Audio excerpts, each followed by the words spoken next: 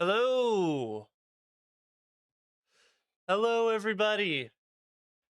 Welcome to an early morning stream. Is anyone there? I can't tell whenever I feel like it's unclear to me.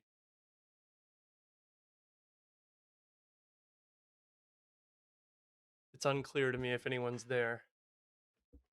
Um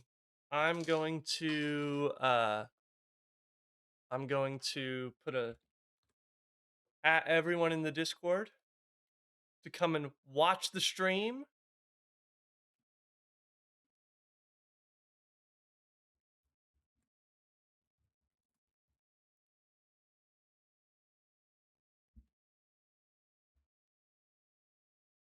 Okay. So, we are early in the morning today.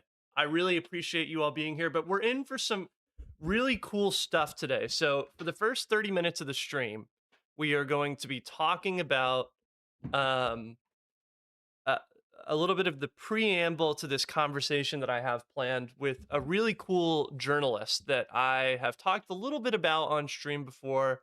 In the Discord, I've shared his articles before, I believe, named Toby Buckle. So we're going to be talking a little bit about the sort of the preamble to that conversation, and then in 30 minutes, I'm going to join, or he's going to join the stream, and that's going to be really fun. I'm using StreamYard for the interview for the first time, so we're going to see how that goes. I'm unsure exactly how it will go, but I think it's going to be fun. I think this is going to be. I'd like to do more of these kinds of conversations. I'd like to do more of these kinds of conversations.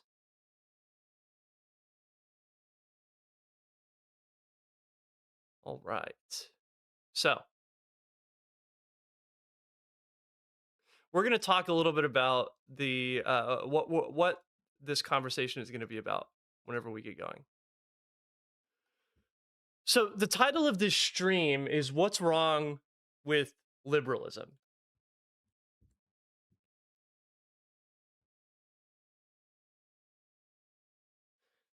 The person that we're going to be talking to today has some ideas about what's wrong with liberalism. And if you've watched my stream or if you've watched any of my videos before, you will probably know what my theories of what's wrong with liberalism are. And I talked a little bit about John Rawls in my Ezra Klein video. And so that's why I was really excited to get this interview on the schedule.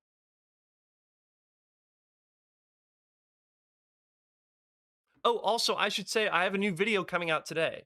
It's going to be about Gavin Newsom, but it's not coming out until later in the afternoon. So get ready for that. That's going to be fun.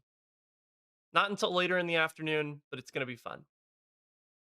I've still got a little more refining to do on the video. So I just want to go through this article with you all, just so you sort of understand the context whenever the conversation gets going. So we have picture of John Rawls up here. John Rawls was a super important, it's described here, the greatest philosopher of the 20th century guided his creed towards neutrality. In the age of Trump, we can no longer afford that. This should sound like a familiar thesis to those of you that have watched my Ezra Klein video. As fascism has returned to political power, elite liberalism seems to have been caught off guard, left unsure how to respond, how to argue for itself. Why? Pre Trump liberalism did not cause or provoke a far right backlash. Fascism is an agential ideology with ideas, goals, and plans of its own. That said, though liberalism was in a poor position to deal with this new threat, that's because the ideology, particularly at an elite level, had started to understand itself in ways that were philosophically confused and that proved very vulnerable when it suddenly had to fight for its life. One prime instance of this was that liberalism began to think it was or should be neutral. Philosophically, this was the belief that the state should not favor any particular conception of what constitutes a good life for its citizens, but should create a neutral framework for people to pursue the good as they see it. And this to them is what liberalism is for, its role as the referee in the great ideological game, not a player in it. There's a really great paragraph. I know. I need to get an ad blocker. I wanted to find a really great paragraph.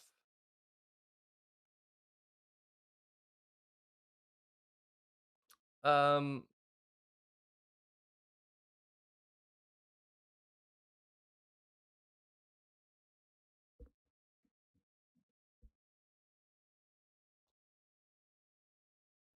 I think it was right at the very end, or no, no, it was a little back here.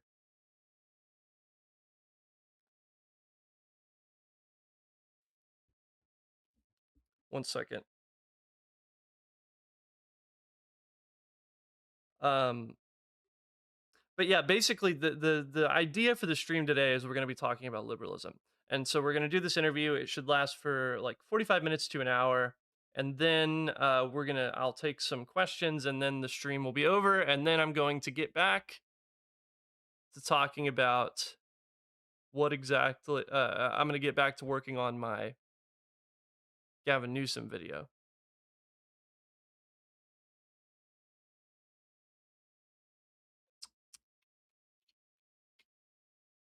Where is this that I'm trying to find?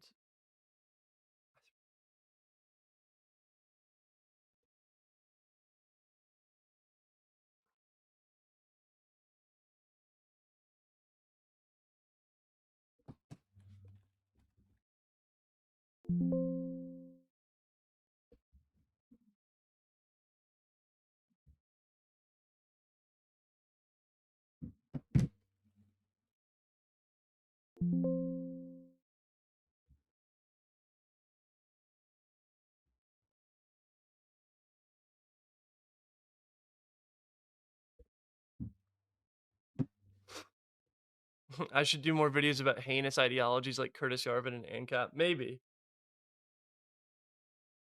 so.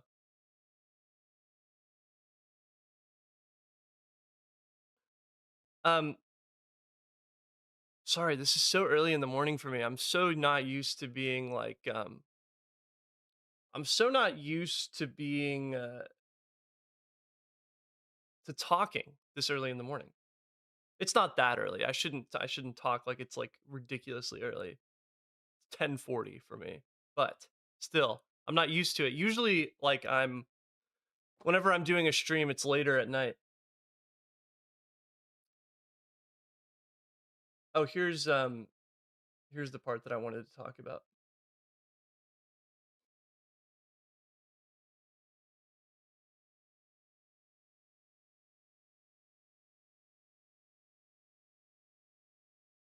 In such an environment, neutrality simply cannot exist as an elite practice. Half of the political spectrum is openly, aggressively opposed to the most basic liberal rights and freedoms.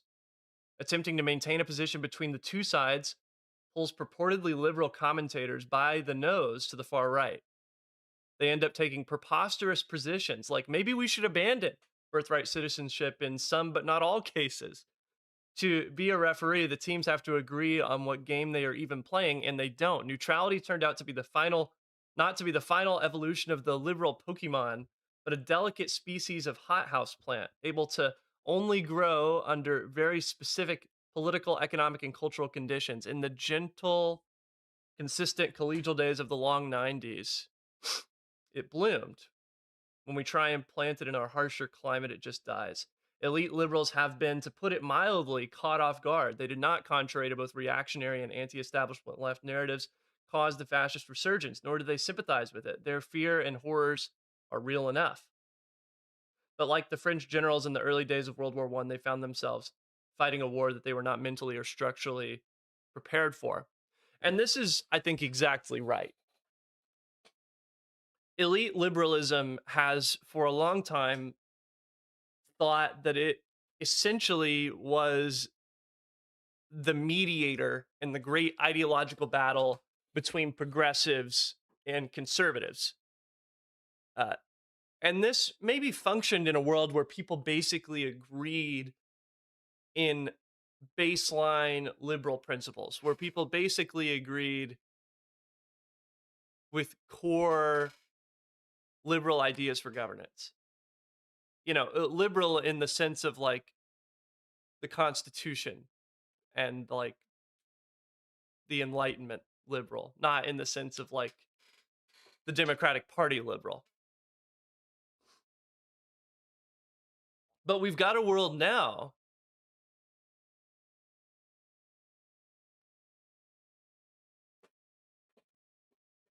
But we've got a world now where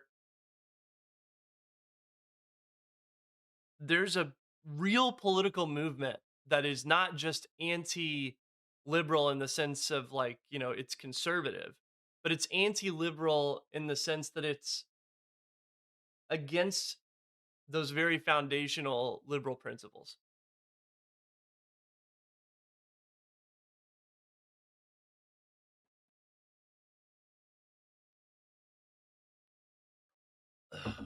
So it's important for us to understand the situation that we're in. Did I see Carney's speech? No, well, yes, I have, but I haven't watched it on stream. I'll watch it on stream, I think, after this interview because so many people have asked me about it.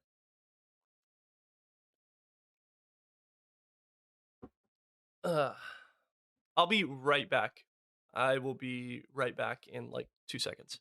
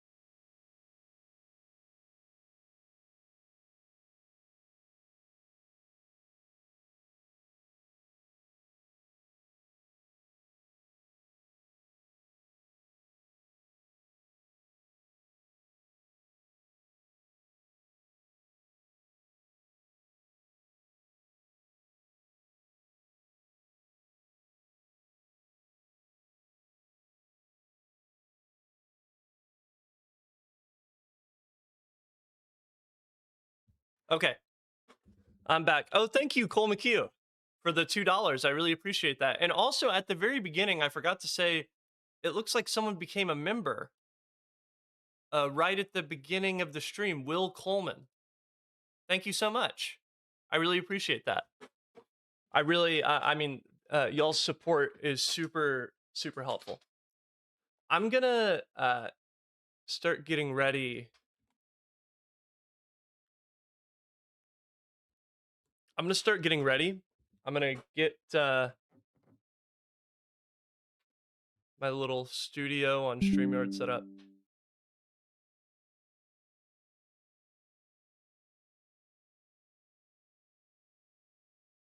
Or actually, I'm not going to do that yet. Cole McHugh, thank you again for the $2. Ryan, you always got that shit on flannel flug. That's funny. It's not all that I wear. I do wear that. I do wear like flannel shirts pretty often because they're comfortable. But on stream, I don't know. I don't like wearing like t-shirts and stuff like on stream for some reason or like on camera. I don't know. These aren't the only things that I wear in real life, but it is basically the only thing that I wear uh on camera. I don't know why that is. I don't know. I like wearing things with a collar or that feel a little bit like feel a little bit nicer, I guess. I don't know. It's not like it's that nice, right? I mean, they're flannel shirts. They're not like incredibly dressy or anything. Uh, hello, liberals. I am ready for the storm.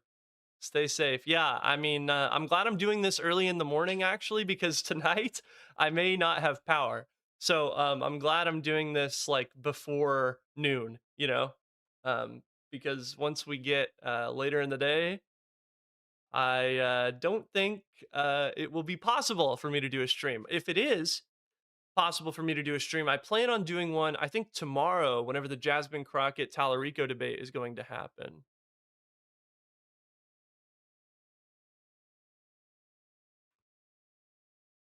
Ryoma Sakamoto, thank you so much for the $10. Recently watched Dylan Burns talking with Counterpoints. You should do a stream with Dylan. He's a cool guy doing cool journalism. I have heard of him before, but I've never talked to him. It's funny. Like at this point, I feel like I'm like a degree of separation from a lot of people in the online politics space. Like it's such a small world. Thank you again for the $10. I really appreciate that, Ryoma Sakamoto. Thank you. And I will definitely. I mean, I don't know much about Dylan Burns. I'm gonna be honest. I don't know much about Dylan Burns. I've heard that name fly around a lot, though.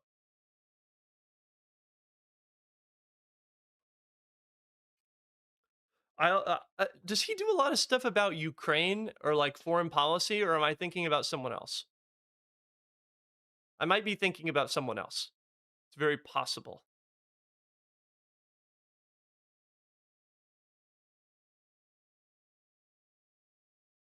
I've got my set of questions. I need to pull up my set of questions. I wrote down some questions for Toby that I want to pull up real quick.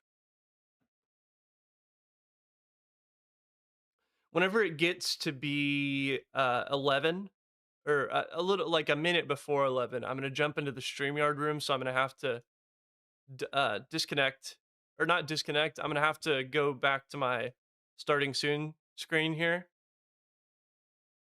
And then I'm going to come back. Whenever I come back, he'll be with us. So it's going to be like a little 2 minute break, 2 or 3 minute break around the top of the hour uh, to give us time to get there. For those of us that are just getting here, we're going to be talking with Toby Buckle, who is a great journalist who's written a lot about what's wrong with modern liberalism.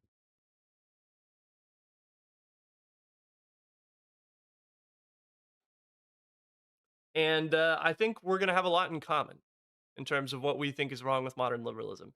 He has a great podcast called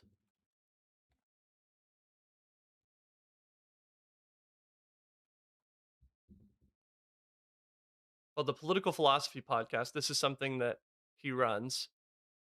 He hosts, I guess I should say. And I would recommend checking it out. It's undersubbed for sure. Definitely would recommend checking it out.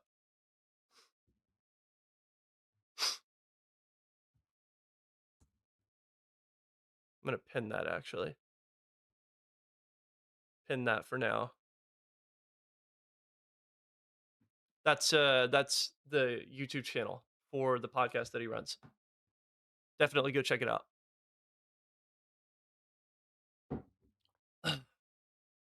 So some questions that I want to ask him whenever we get in there. I want to ask him about what liberalism means to him because I think he's going to have an answer that's different than what we're used to hearing from like a lot of institutional Democrats.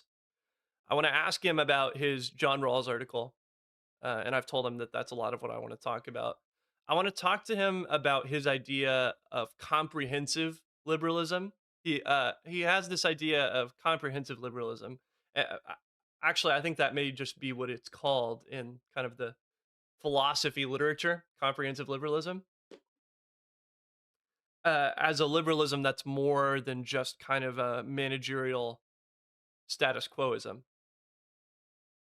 And I also want to ask him if liberalism has anything to say about living a good life or anything to say about pursuing meaning. And we're also just going to kind of see where the conversation flows because I think there's going to be a lot of commonalities here. I want to try and find I want to try and find more people who are interested in a liberalism that's more than what currently exists. That seems like less cowardly than what currently exists, frankly. That seems more sure of itself and its ideas. That isn't just content to be the referee, as he puts it. And I think I also used an analogy like that in my Ezra Klein video as well. But not content simply to be the referee in the great ideological game between progressives and conservatives. I'm not even sure that's possible anymore because we don't have like normal conservatives anymore. We have a conservative party that's like anti-constitutional.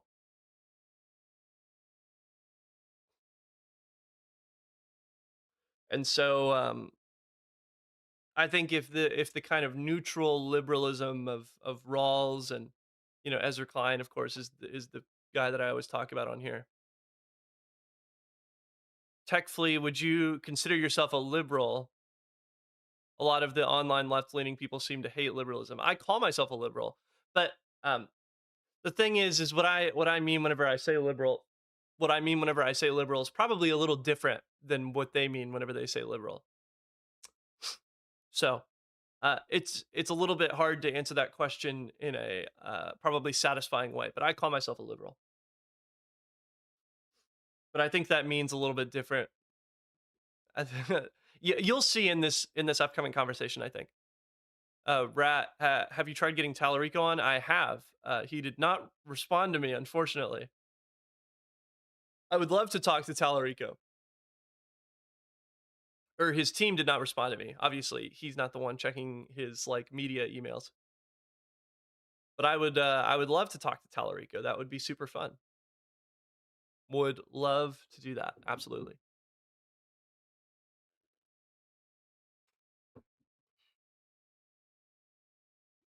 Are there any questions from the chat that you guys would have about liberalism for someone that's like really well versed in the philosophy of liberalism? If there's any good questions in the chat, I'll be sure to ask.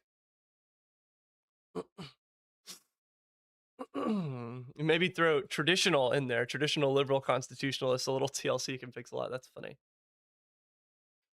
Uh, I saw a funny post by what did I saw a funny post by Gavin Newsom.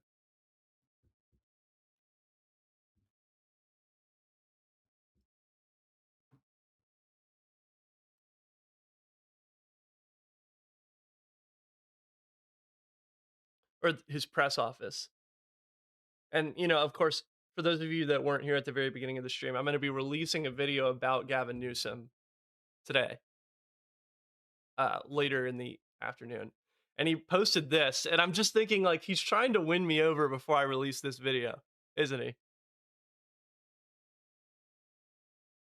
He's trying to win me over before I release this video about him. I'm just kidding. Obviously, he's not. But, based, right? Can we say based to the like liberal edits? Kind of fun. I think that's great.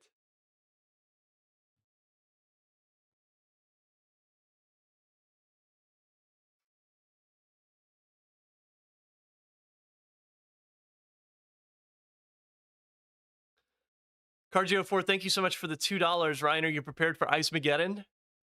I'm hoping I'm as prepared as I can be. I'm prepared as I can be. It's going to be cold. It's going to be icy.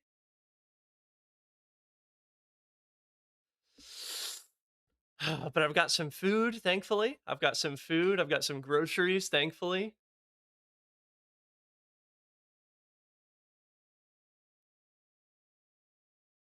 I don't know if I have any milk, but I've got bread for sure. Yeah, I mean, the thing is the whole state just shuts down if we get like an inch of snow, right? I saw a really funny meme that was like Ted Cruz. It was like the Ted Cruz weather alarm because the joke is that he always leaves the state uh, right before a major weather event, and so it was like Ted Cruz has left the state. Oh my gosh! Actual Facts Racing, thank you so much for sending 10 gift memberships. That's crazy. Thank you so much. I really appreciate the support. Thank you so much. Um, Please let me know if you have a question that you'd like me to answer. I always feel bad whenever people send gift memberships and it doesn't let them like send a message. Thank you so much. I really appreciate that. Y'all's support with the gift memberships and the super chats, it really means a lot and it helps me continue doing this. Cole McHugh, thank you so much for the $2. I'm from Wisconsin. We do snow ice storms for fun. I bet. You're more prepared for them. You know, honestly, we should be more prepared for them than we are, but we aren't, unfortunately. Mod Dweeb, thank you so much for the $2. Thoughts on Newsom Shapiro appearance? I thought it was a softball interview, but you'll get to hear more about that in my video that I'm releasing about Newsom today. So be on the lookout for that because I'm going to be talking about that interview briefly. It's not going to be the biggest focus, but I'm going to be talking about that briefly. But I thought it was a softball interview. I think that's probably how I would describe it. And thank you again, Mod Dweeb, Cole McHugh, and Actual Facts Racing for the support. Okay, I am about to get ready for the interview, so I'm going to go back starting soon for a couple minutes until Toby gets here, and then we are going to start the interview. So I'm going to pop over to StreamYard for a second, and I'm going to get that set up. And then we are going to be back for a really great conversation, I think. So hang in there. I'll be right back in just a couple minutes. I'll be back as soon as I possibly can.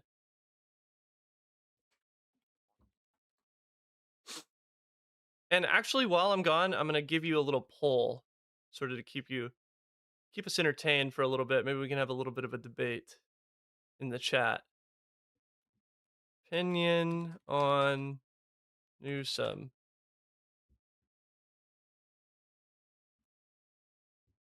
Yeah.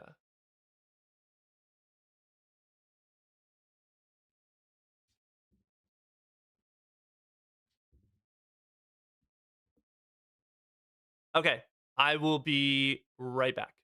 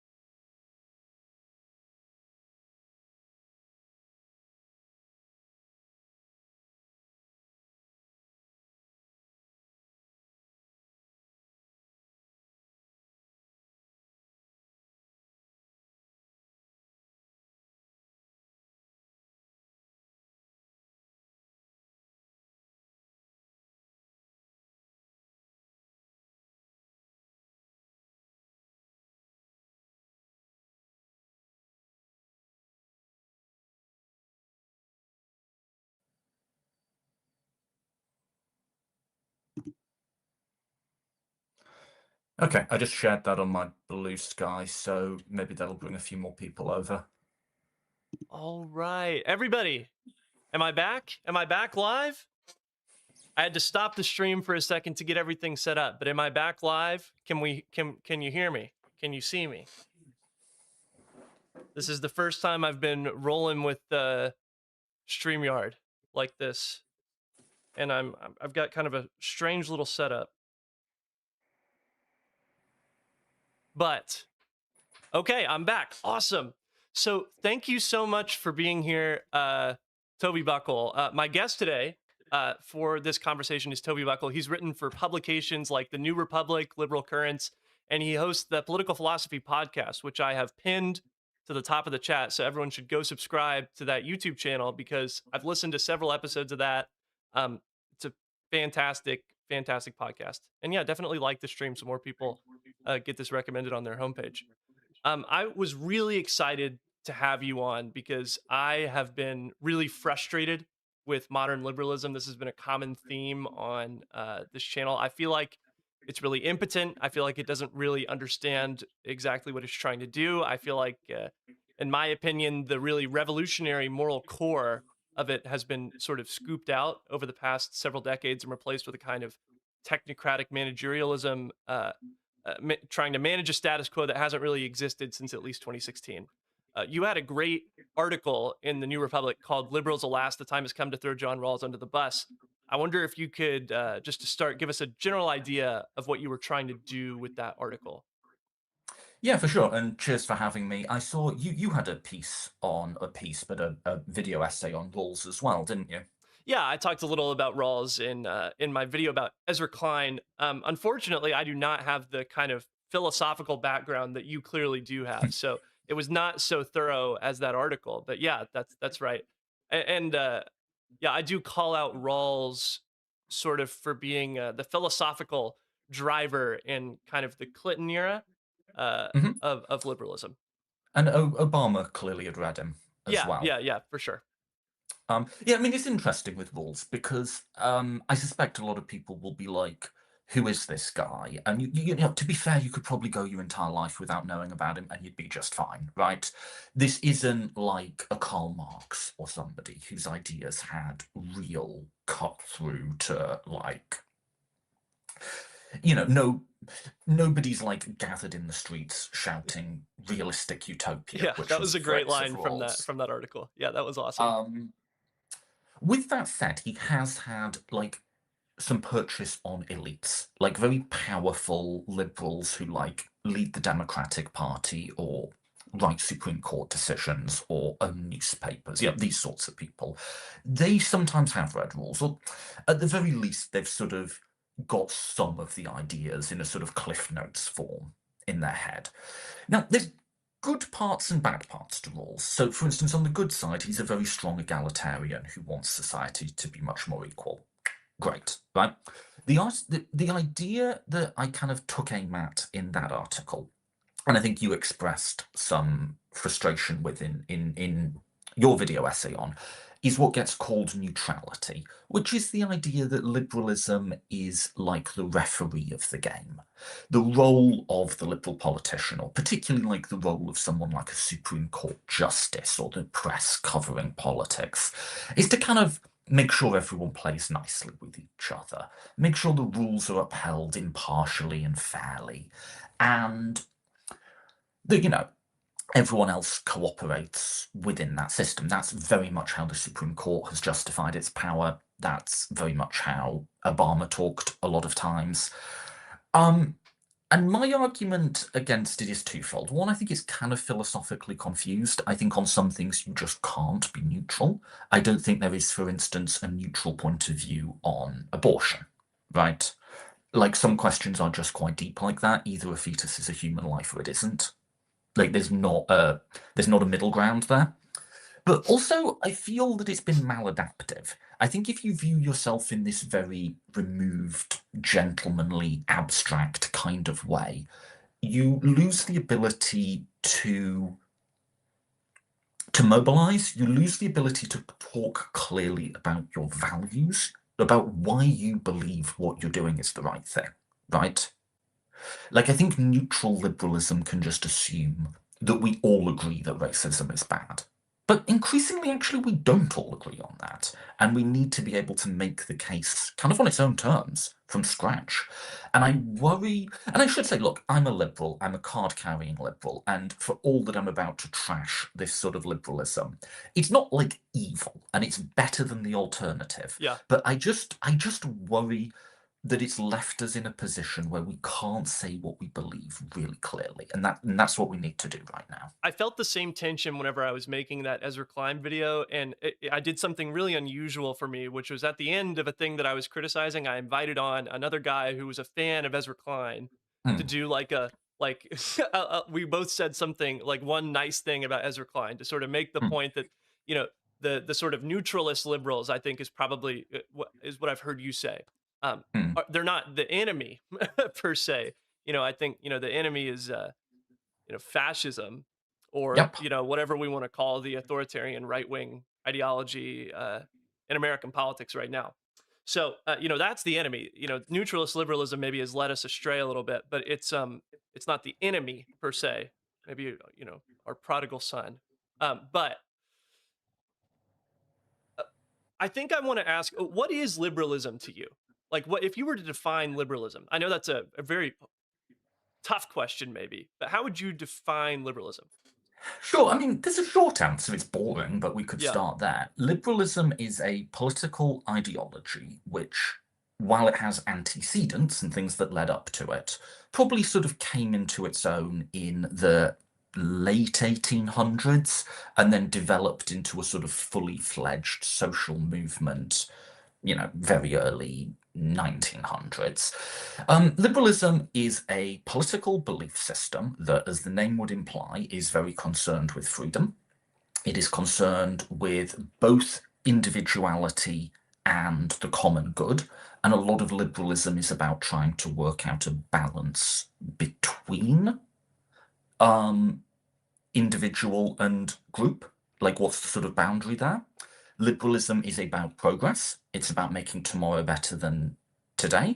It's perhaps a more constrained progressive ideology than something like socialism, which can imagine a sort of revolutionary leap forward. Liberalism tends to imagine more sort of a incremental path forward, but nonetheless, it is still a progressive ideology.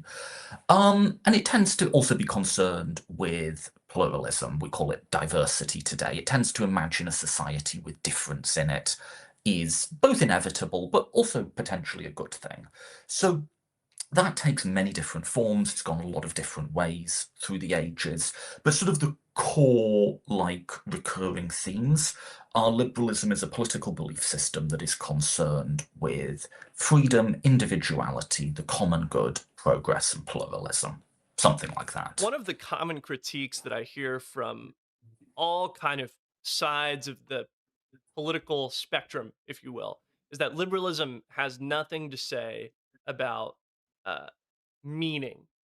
Like, it has nothing to say about meaning, either personally or some sort of collective meaning. Does liberalism have anything to say about these issues? Uh, Actually, full stop. Does liberalism have anything to say about these issues?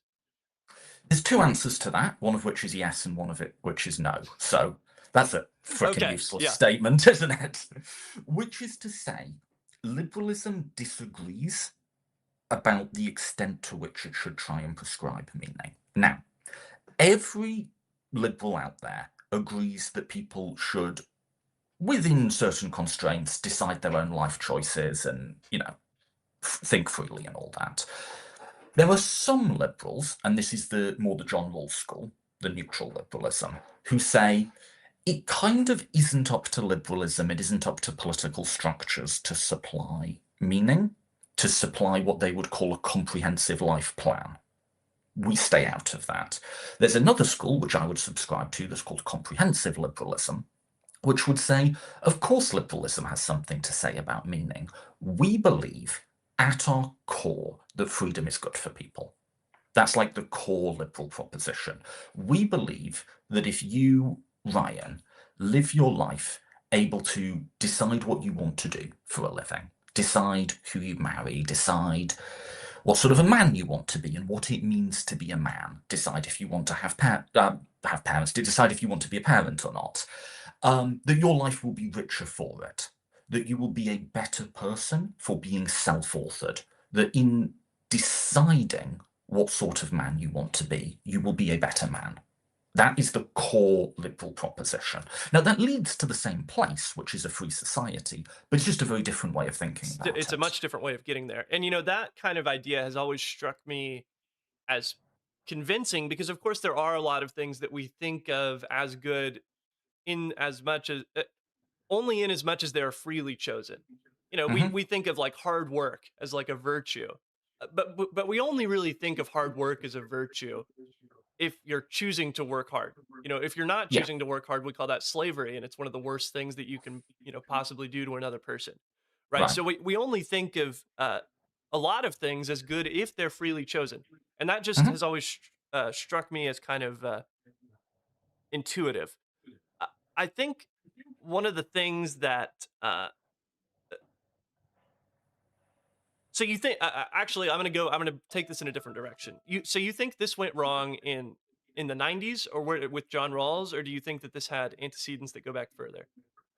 It has antecedents that go back further. Look, there's there's always different strains within any political. There's different types of socialists. There's different types of conservatives. There's different types of liberals. So there's been several tensions within liberalism. One would be our relationship to economics, for instance. To what extent do we sort of go with a sort of narrower free market view, and to what extent do we go with a more egalitarian liberal view? That's one divide. I'm sort of more the more egalitarian side of that, right? Now, in terms of this neutral thing, which is perhaps a little bit different to that, in terms of the neutral thing, yeah, it feels like it's something that's been around forever, but it kind of hasn't.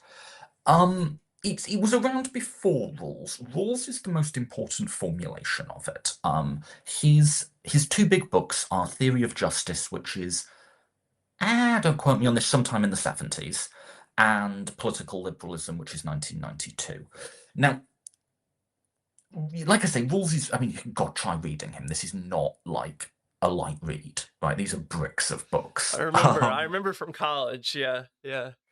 Yeah, I once asked a political philosophy professor, have you ever covered to covered Theory of Justice? And they just looked at me with this terror in their eyes and went, Nobody No. has."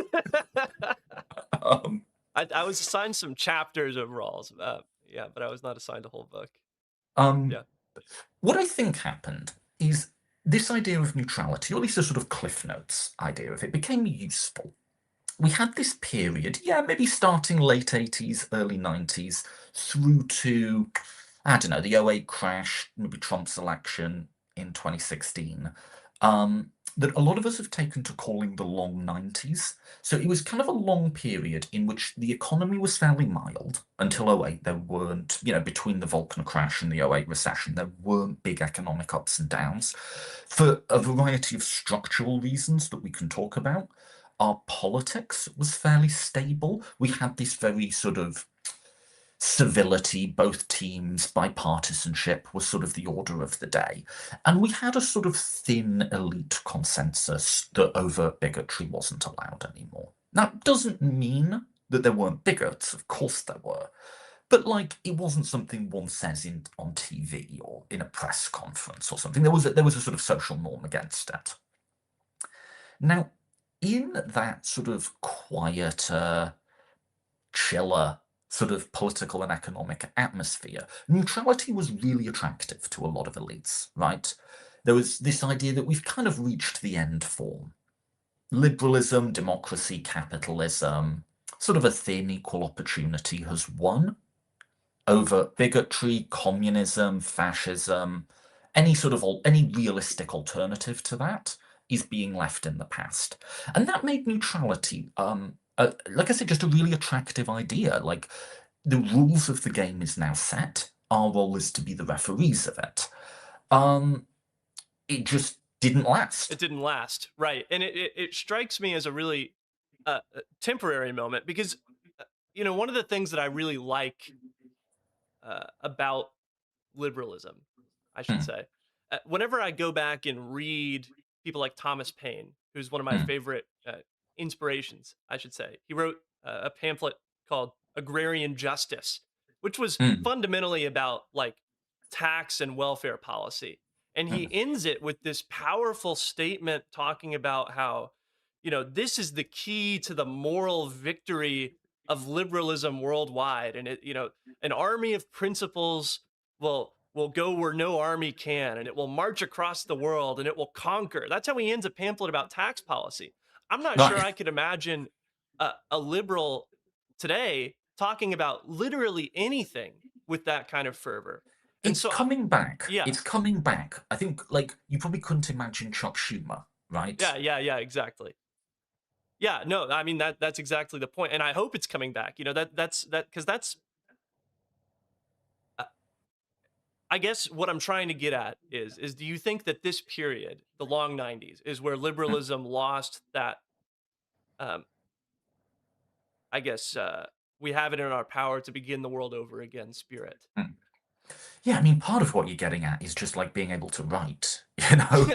Like, Paine could write, Yeah, John Stuart Mill could write. yeah, Um, Rawls can't, and that is a pretty stark difference. I think something I've been interested in is, does the philosophy impact the writing? Is it just that John Rawls happens to be boring and Tom Paine doesn't, right? Or is it something about like their political worldview that's making that more old school liberalism? Or you want to come forward into the 20th century? Keynes, John Maynard Keynes, economist, not known for scintillating writing, economics. Keynes could write. Plenty of good one-liners in Keynes. Um, FDR had some bangers. Is there something about the philosophy that makes it boring, right? And I think that there is. I think, I think the lack of a moral core makes it boring. I mean, I think that's what it yeah, is. I think the fact that there's no, at least it seems to me, there's no, if you see yourself not as a player, but as the referee, that's a metaphor mhm, that I've heard you use a lot. You're not really, that's just not a very inspiring place to be for a lot of people. yeah. And because you're the referee, because you're not playing the game, you're not accessing your values. Yeah, What you're not saying is this is the right thing to do because freedom. yeah, You're saying this is the right thing to do because it accords with these rules which we've all agreed on, right? Now, regardless of the merits of those two statements, the second one is just dollar, right? Like it's just a less interesting yeah. thing to say. Um, and I think it also led to a sort of focus on getting the details right rather than rousing people to action. It led to a focus on liberalism as a sort of set of political outcomes rather than as a campaigning movement. Yeah, I see behind you, you've got the No Kings sign, which I really appreciate because I think the No Kings protests are really representative of where I think a lot of the Democratic base is right now. I was really struck whenever I went to the No Kings protests about how um, non-specific ideologically it was in Mm, the traditional sense. Like there were people that were, you know, on the more conservative side of the Democratic Party there, and there were people, there was a table of anarchists that had, set up, but they were at the No Kings protest because they were anti-Trump. mm, And one of the big theses that I have in this video that's coming out later today about Gavin Newsom is that a lot of the Democratic Party is broadly interested in a just anti-Trump aggressive politics. Do you think that there's a potential there to turn that kind of? I mean, in some ways, there's nothing more liberal than a No Kings protest. mhm. Is there a way to turn that kind of energy into a reinvigoration of a liberalism that believes in itself more again, or is I that a think fool's again, errand? no. I mean, I may be being naive here. I think it already is. I Yeah, mean, the type of broader, comprehensive, values-based liberalism never went away. That was always present among you sort of rank and file liberals. You know, in I don't think you ever had, the core Democratic primary base talking like John Rawls. I don't think that yeah, was ever a thing, right? Um, it was muted. It was perhaps dormant even in some senses, but it's always there. And exactly, it's been reactivated, it's been reanimated. I mean, I think it's still not properly understood just how radicalized the Democratic primary I base agree. has become. I agree. Like, people are apocalyptically furious. And in a way, again, I think you're right, there's not, I don't want to say non-partisan, it's very partisan, it's not factional. You know, we're not saying, oh, I'm the left wing of the party, you're the centre left, you're the centrist. Fighting Trump comes first, I think a you lot know? of people are still trapped relitigating the 2016 primary. And Oh, yeah. I think that the base is just not there anymore. I think there's a certain group of us who talk online, kind of like the mid-level, like the people, not the people who run the Democratic Party, or like the people who Yeah. are like primary voters, but Yeah. us, right? Yeah. Who've like, I had an episode where I called it the never-ending primary. Oh, Like yeah. we're now, yeah, Yeah. yeah, like we're still in the 10th year of the Bernie Uh-huh. versus Clinton primary, and we're still having fights. We are now, we are now bringing up a generation of young people into politics over grievances that they were 8 when they Yeah. happened. It literally. You Yeah. know, Yeah. um, I think that is slowly going away. I think as a we can get into the details of this, but as a result of that, the left, the sort of Bernie faction, got locked into ways of talking and running in primaries that just weren't resonating with the primary base, and kept losing, which kind of got into this vicious circle of every loss sort of feels like you're being shut out and it makes you angrier at the party. I think and I hope that Mandani's victory was hopefully a bit of a breaking of that cycle, because it showed that there are ways that a strongly left candidate can win. And I think that divide is healing but not healed. And if you want a comparatively optimistic take, for all that there's still a lot of bitterness about that primary, Mandami, Sanders, AOC, all of them are still in the Democratic Party. That might sound like a small thing, but in the UK, that element of the left has crashed out of the Labour Party Yeah. and is now splintered across 5 different parties, Yeah. which now means that we're in an absolutely hopeless strategic position to try and coordinate against the far right. Mhm. It's taken a lot of annoying factionalism. It's taken compromises on both sides that both sides did not want to have to make, but we are still all in one party, That's you true. know? That's true. And I also was happy to see Mamdani win.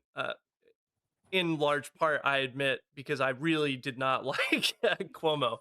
I Oh, really think Cuomo he's a is representation of a lot of the one of things that I hate about modern liberalism. no, he's much worse than that. Yeah. He's much worse than that. Cuomo is one of the worst human beings to have achieved high office Yeah. in Fair the enough. contemporary United Yeah. Fair States. enough. Like he's far beyond. Like, Cuomo's like scandals are encyclopedic. Oh Like, yeah. if you think of Absolutely. a I mean, way he's a you horrible can, guy. Yeah. yeah, of abuse. It's not just I could. I'm sidetracking. No, Cuomo is. I knew I would be voting whoever was the person most likely to beat Cuomo. Yeah. Right, that was just taken for granted. I also think Mandami was a good proof of concept that there are ways that the left can win big primary Yeah. elections. No. Yeah. I think that that's absolutely right. Do you think that the left had gotten a bit? Uh, so is the idea that the left had gotten a bit nihilistic, like after the Sanders defeats in 2016, 2020, and that Mamdani felt like, maybe there's a way that we can win after all, and maybe this is like a way of healing the left liberal divide within the Democratic Yeah, Party. because so if you recall in 2016, there was this narrative that it was rigged and it was stolen from Sanders. Now Yeah. that's not absolutely based on nothing. There was, well, it's complicated, but Hillary had this funding agreement with the DNC that is arguable stacked the deck in her favor a bit in Mm, advance. With that said, it's not like people were stuffing ballot boxes or yeah. anything, right?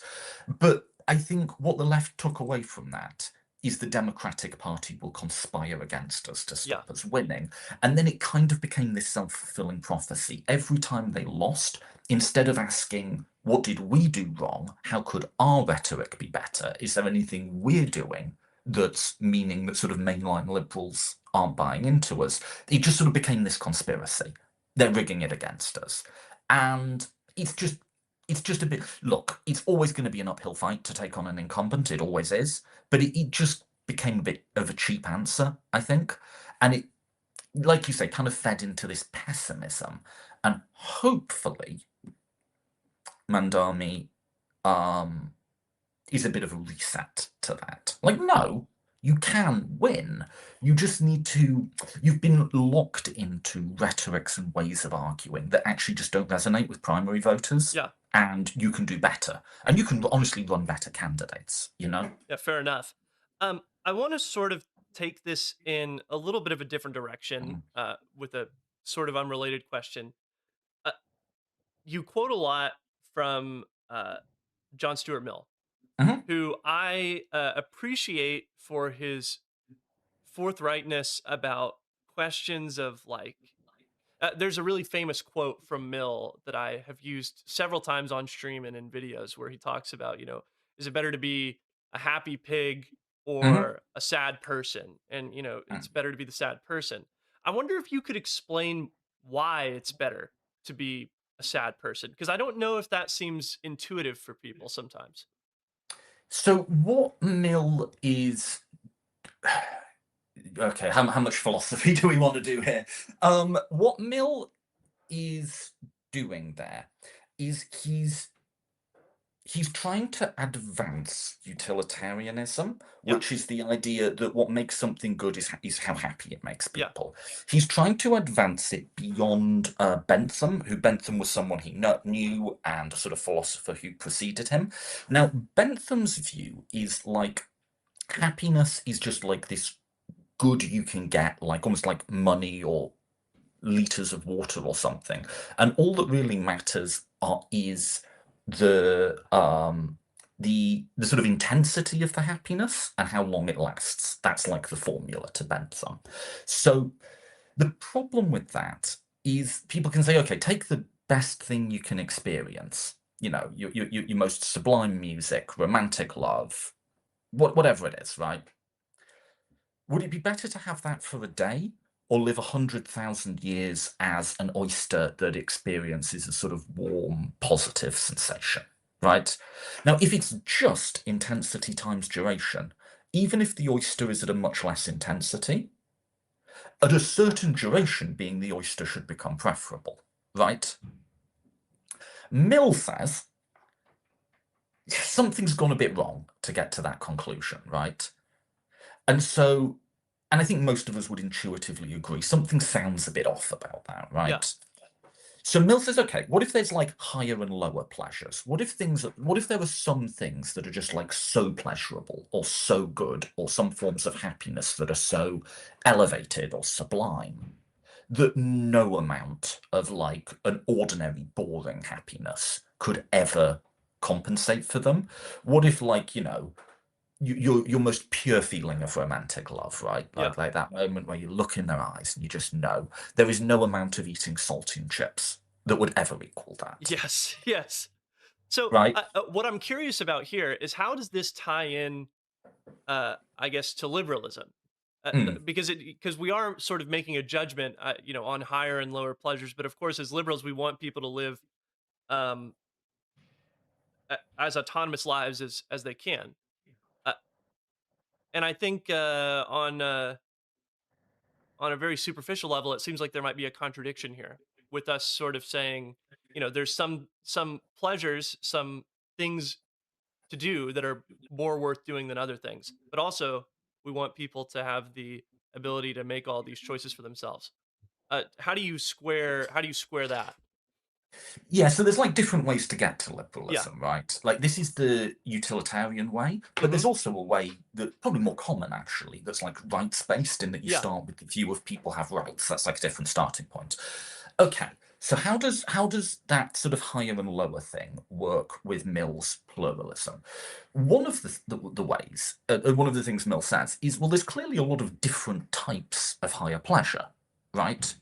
Like, and he says you probably aren't in a position to make that call unless you've experienced them yourself, right? Yes. Yes.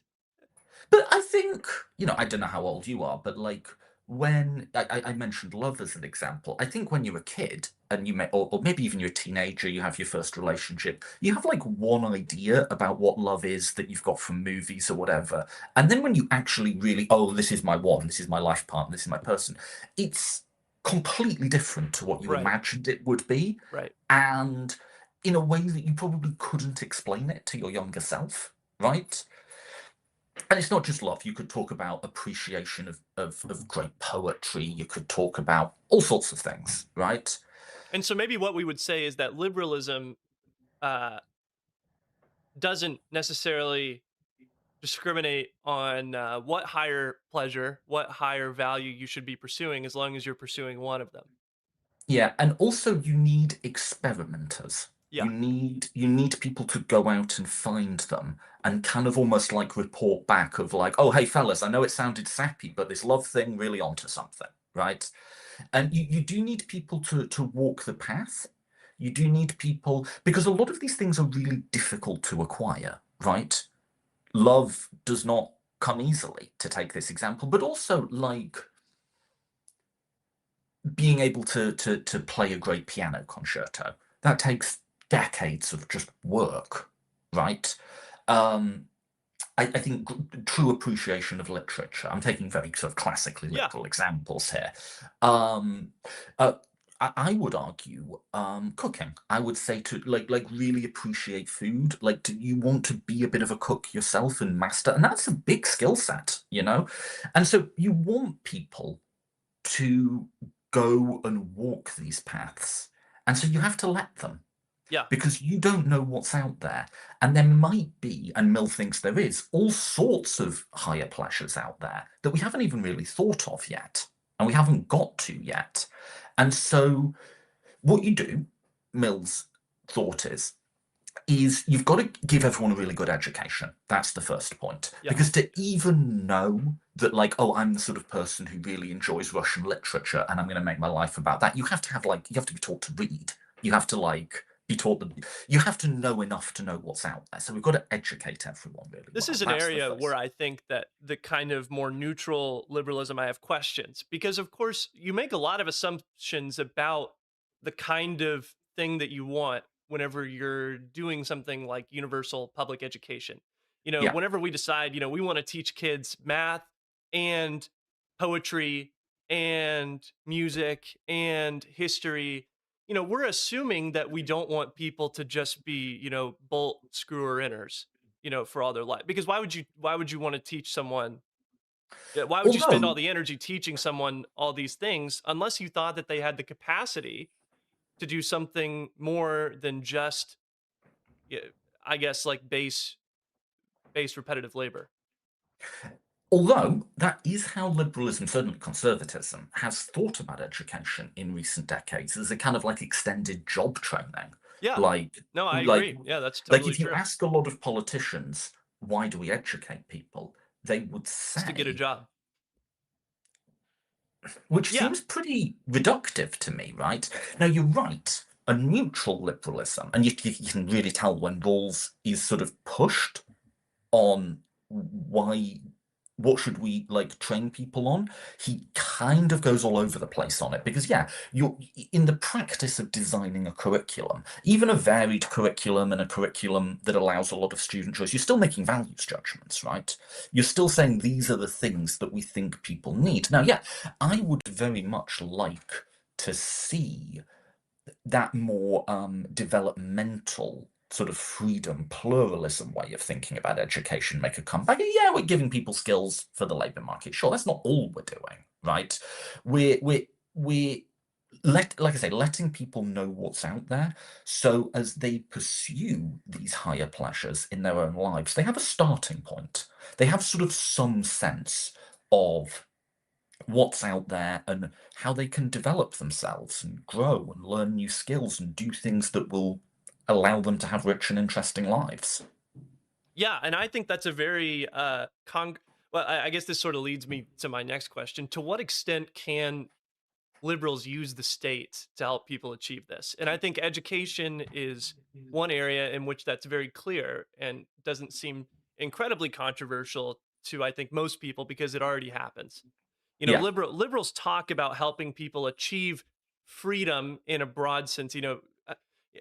Sometimes I go back and forth on how important the difference between like negative and positive freedom is. But people talk about positive freedom as being this thing that's assured by government, making obligations on other people. So Spending the money. way to think about that is negative liberty has a reasonably tight definition. Yeah. Positive liberty is an umbrella term to cover everything else. Mm, okay. And because there's like a lot of different things in positive liberty, it's kind of like covering several different things. That's why people suddenly get a bit woolly and like not really able to explain themselves when they Yeah. talk about what positive liberty is, because it's essentially everything that isn't negative. Yeah.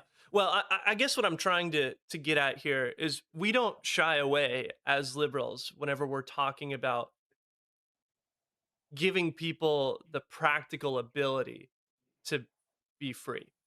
Hmm. In many cases, we don't shy away from talking about how if you want someone to pull, the classic line, you want someone to pull themselves up by their bootstraps, but they don't have any boots.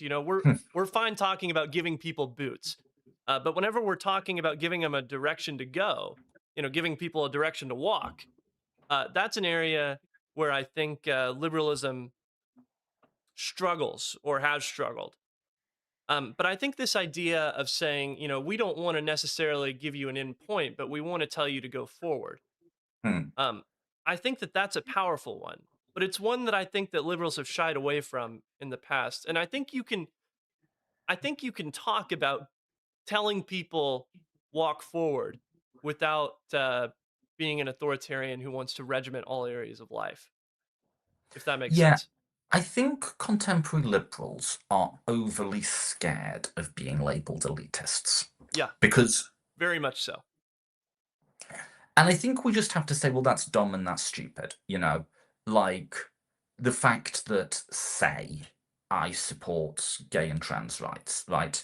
That doesn't make me elitist. There's plenty of working class gay and trans people, and plenty of working class people who are straight and cis who are nonetheless socially liberal in this Yeah, respect, right?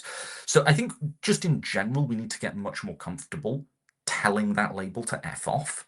yeah, And I increasingly am. Whenever someone says liberal elites, I always call it out now. I'm like, yeah, why are you putting it that way? yeah, But but in respect to this, I think what we're describing here of being able to go out and choose all these varied pursuits and maybe I want to learn chess or maybe I want to learn Russian literature. It is true that in the world as it is, those sorts of really making yourself and is largely the preserve of elites.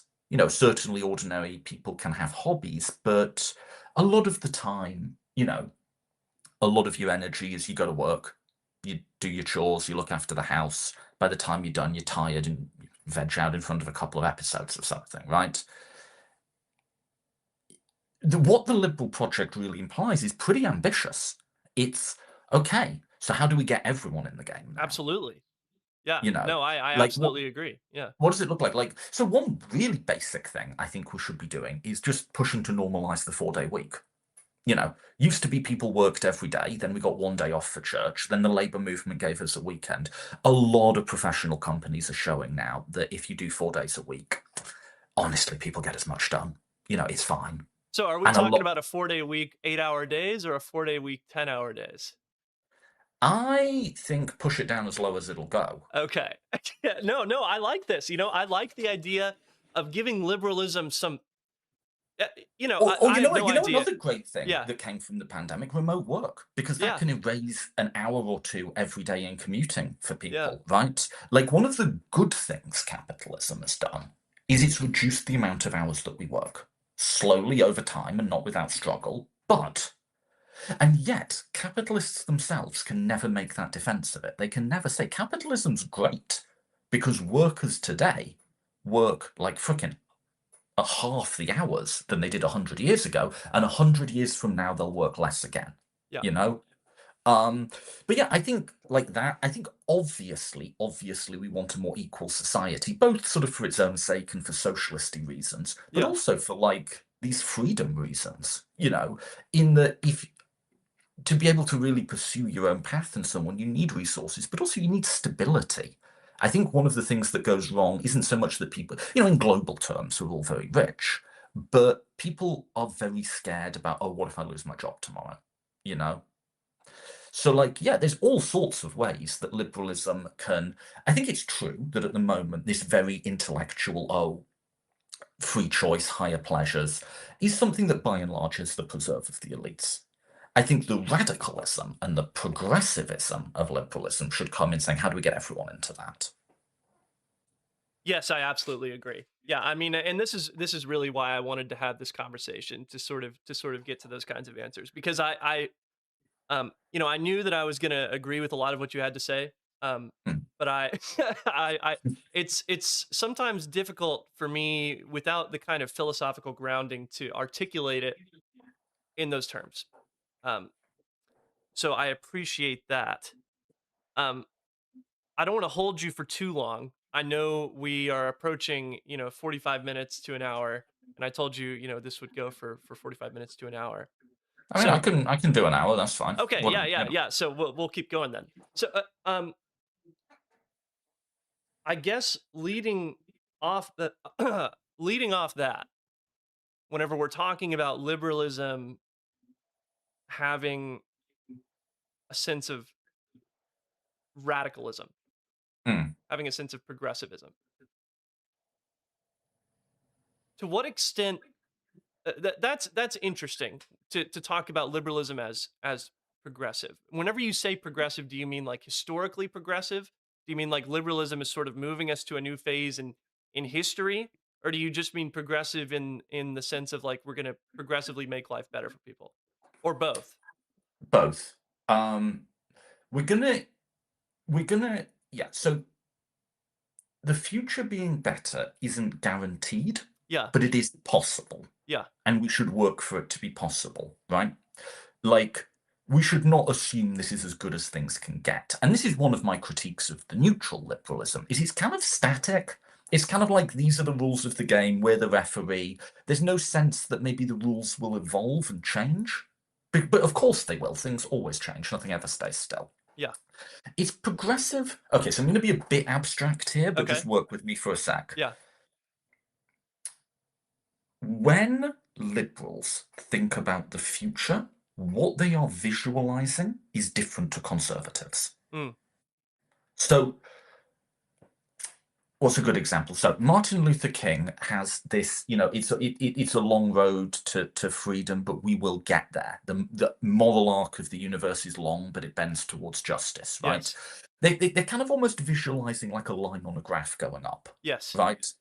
They're visualizing as a charting of new ground, a going forward, a going up, right? Conservatives don't. This is actually basically the core difference between conservatives and liberals. Conservatives picture a reversion. To the conservative, there is an underlying order to society which we can get away from, but only to our detriment. Back in the day, that might have been the divine right of kings. It might be like supposedly innate gender roles. It might be something like the supposed laws of the free market. But there's some sort of extra human structure that we're locked into, an underlying mean or process. To conservatives, when things go wrong, it's when we get away from that and we have to return to that. Mm, So when a liberal thinks about the change that they want, they think about it, as I say, of going forward and upward.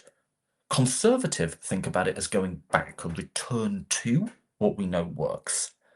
And that's reflected in their language. Make America great again. Or in the Brexit case, take back control. It's a reversion, it's a settling back. So liberalism, like socialism, is a progressive ideology in that it thinks about progress as something new. Conservatism, I would argue some forms of libertarianism, also fascism, are regressive ideologies in that they seek a return. So that's like a basic conceptual separating block in the world. And I know that's a bit abstract, but then that does kind of like filter down into everything else. Are you seeking to build something new, or are you seeking to return to something? Liberals, maybe not as radically as some socialists. Some socialists want to do the world away and make it anew. Liberals tend to want to improve on the world, but they can be quite radical in their improvements. We seek to do new things. And I think that's a side of itself that liberalism, because neutral liberalism is quite a static vision, has lost touch with.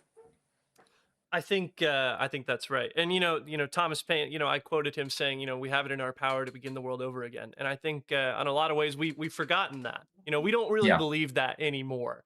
There's a question that was put to Ezra Klein by Ross Douthat in an interview that he yeah, sorry, this is a total this No, no, that was very dismissive of me, just chuckling in advance at Oh, Mr. no, no, no. Downstairs. You'll see where this is going, I think. Um, there's a question that was put to Ezra Klein by Ross Douthat, and it's one of the ones that I talk about in that video that I made about Ezra Klein. And Ross Douthat says to Ezra Klein, is there more? There has to be something more than getting rich together with flying cars. Right. And so, if I was to pose that question to you, like, is there more to liberalism than just getting rich together with flying cars? Is there, I guess, one? And then if so, what is it? Yeah. Although I do want to point out a trap in Douthat's question, and I Yeah. think why he's asking it, is a sort of religiously based Oh, conservatism absolutely. will always take it for granted, and it's almost axiomatic for them, that liberalism, because of its sort of secularness, leaves people empty and it leaves them with a hole in them that only God can fill. That's what Dowsett means by Yeah. that, No, right? for He's sure. Yeah. he's asking, is there a liberal God? And of course there Yeah. isn't, right? Like that's what he's actually asking. And I do want to point that out because there is no answer you can give to Dowsett that he will find satisfying other than just converting to Catholicism, I agree, but I right? do think that a lot of people find liberalism of the, I find liberalism of the, I guess, neutralist variety morally unfulfilling, And so Because it is. even if it won't satisfy doubt that, is there something that we could say that would satisfy, um, maybe, maybe other people? Well, Uh, would satisfy Ryan, yeah, right? yeah, that would satisfy me, satisfy, whoever's watching. I mean, do you find the answer, and it's a genuine question, do you find the answer satisfying of what we discussed, that we want you to live the best possible life you can? We want you, you're going to be on this earth 80 to 100 years, right? Yeah, Assume, God forbid, any unforeseen accidents. We want you in that to experience the most of what is the best in the human experience, the most of these higher pleasures. I'm not going to dictate that for you. It will probably, if you live a good life, involve love. It will probably involve, yes, material comfort, flying cars, all that good stuff. It will also probably, if you're like most people, involve some sort of creative pursuit. yeah. That might be what you're doing now. It might be writing. It might be something that gets those parts of your brain working. But here's the real bottom line. We want you to choose that. Not because you'll always get it right, but because you being in the driver's seat will make you a better person and it will make those experiences more meaningful for you. I find that That's one way of answering it. Yeah, no, I find that much more satisfying. And this is a process that I'm sort of working through Hmm. live, as I make these videos, as I do these streams. I find that much more satisfying than what Klein's answer actually was, which was, Right. I'm a liberal. That was his answer. To sort of Yeah, yeah. dismiss the question as if liberals don't have to, have an answer to that kind of question because they're liberals. And I It's find not that our role. It's not our role to tell people what to to tell think. people what to do, to tell people what to think, to tell people how to feel. But I think Yeah. that what you said is much more fulfilling, and I think that it's true. I think liberals do want people to live the best lives that they can with a strong best, Yeah. not just like a best in the sense of like a wishy washy, like best, but like we have concrete ideas about the way the world should be. We have values. And I think for a long time, liberals have felt that we're afraid to just be like, yeah, our ideas are better than the other ideas on offer. Um, But also, if I may add one thing, also yeah, a sense of ambition, a sense of radicalism in yeah, instantiating that sort of freedom, but also a sense of humility, a sense of the things that we don't know, yeah, you know?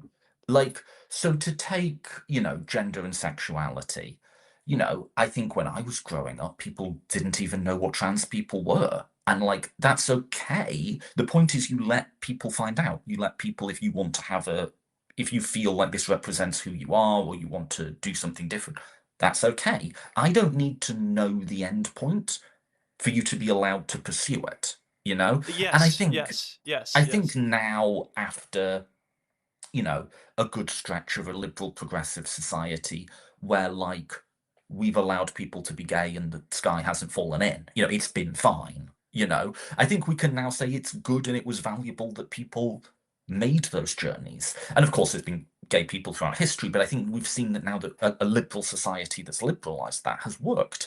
And then there'll be all sorts of stuff today that I don't know or understand. Like someone asked me recently, what's my opinion on people who are furries, and my answer was, I don't know. They seem to have quite good politics, but like beyond that, like this isn't something. I don't know. It's just not a desire I have, so I don't know. But like yeah, people, if that's what people want to do, of course. I mean, with the traditional liberal constraint of don't harm anyone else, yeah, if people want to do something that I don't really understand, of course. And like I think so we want them to have that freedom. We want to set them up for that freedom. But we also, and this is where I think liberalism should the sort of liberal humility does come in. We're not saying we have no idea what's good for people, or we have no starting point. Of course we do. We're saying we don't know everything. And there'll be all sorts of paths that people might walk down that we don't really know where they're going, but they might very well lead to something very valuable. And so they should be free to do it, both for themselves, but also in some ways so that they can report back to the rest of us yeah. and tell us that was a path worth pursuing, because we don't know, not in all cases at least. I think that just being able to say that there's things that we find more valuable than other things is a is a is a great place to start in terms of giving people like in terms of giving liberalism something that feels more concrete.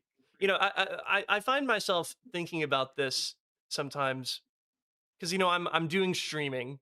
I'm making YouTube videos. Is there a way that I, as a liberal, can tell someone that it's a bad use of your time to just like sit on the couch all day and just sort of like rot in your room, like to Of make it course real? you can. Yeah, but can you do that as a liberal? Like Yeah. yeah, I mean, so Mill's answer to this is the limit is coercion. yeah, That's his answer. hmm Like he says, you can talk to people, you can entreaty them, you can, if you feel their lifestyle is toxic enough, withdraw your company from them. yeah. Although he interestingly says you're not allowed to advertise that you withdrew. You're allowed to stop hanging out with someone, but you shouldn't go on social media and say, I stopped hanging out with this person. That's Mill. The first anti cancel culture guy. I Yeah, find a really under-discussed line, Mill. I find really interesting. You're not allowed to advertise your distancing, mm, but yes, you're allowed to protect. But that's all part of the fun of a liberal society. Is right. we're not only allowed, we are encouraged to disagree, Yeah, and we're encouraged to have different takes, and even ones that might be pernicious. So, like a liberal society is tolerant of conservative religions that counsel people not to be gay. To my mind, that is just that is a belief in a teaching that is only going to make people unhappy, yeah, right? Like, like to try and live your life denying, I it just doesn't ever seem to work, right? Um, I think that's a pretty pernicious teaching, but they should be allowed to do it, yeah. And so if they're allowed to do that, certainly you as a liberal, I think we can be like so weak about this, I right? agree. I agree. I Like, agree. like No, yeah. if the God botherers are allowed to like tell you being gay will take you to hell, which is a horrible thing to say. Yeah. If they're allowed to say that, we're allowed to say education is good for people. Yes, I agree. I agree. No, no, this is exactly what I wanted out of this conversation. This is good. Okay, rapid fire. I One of the symbols that I've been playing around with. I don't know if you can see my chat, but I think a lot about like liberal symbolism. Uh, Hmm. and One of the symbols that I use a lot is the Phrygian cap. Are you familiar with Okay. this? Yeah. No, I don't think I am. So Remind it's me. in the French Revolution, probably it's most Oh, well known, right, right, the right. cap that they would wear. But of Hmm. course, it has, it was used before that in the American Revolution, and then it has ancient antecedents Hmm. in Rome. It was an ancient symbol of liberty that the goddess of liberty, would carry on like a stick. A lot of times you see Hmm. it. And, so I've got one behind me. It was the symbol for the Paris Olympics. Oh, Uh, okay. yeah, so I've got a cute little plush over there. Are there whenever you think about advertising liberalism, whenever you think about, or I don't know, do you think about advertising liberalism ever? And if so, how do you think that that works? Yeah, so I've got my brand for liberalism of the image I associate with Yeah. liberalism, which is a tree. Okay. Um, and that's just for me. I think everyone's going to have their different one. But it's there's two symbolism through. My podcast logo. It's the cover of my book. Is a Yes. tree, and it's because it has roots. It's coming from somewhere. We're built on what went before, but then we're also growing and developing um, in new directions. And the sort of splitting of the branches to me always represents liberal choice, these different life paths that you can go down. And also that it's something organic. It's not just abstractly following a set of rules as the neutralists would have it. It's not Yes. just as Dowsett would caricature us as, just having money and material objects.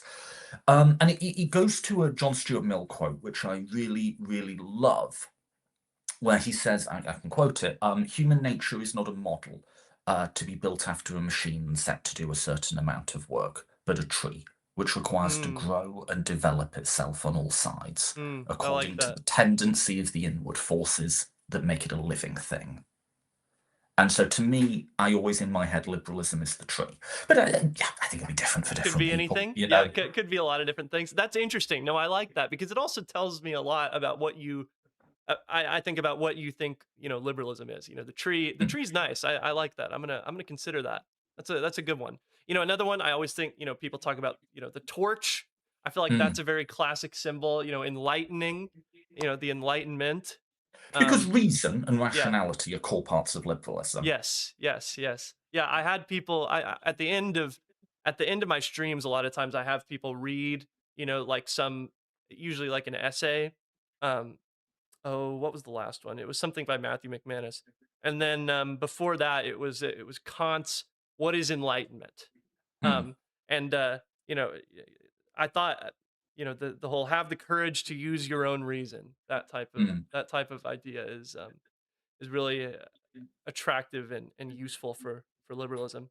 Um, yeah. Well, we are at the hour, so I don't want to keep you any longer.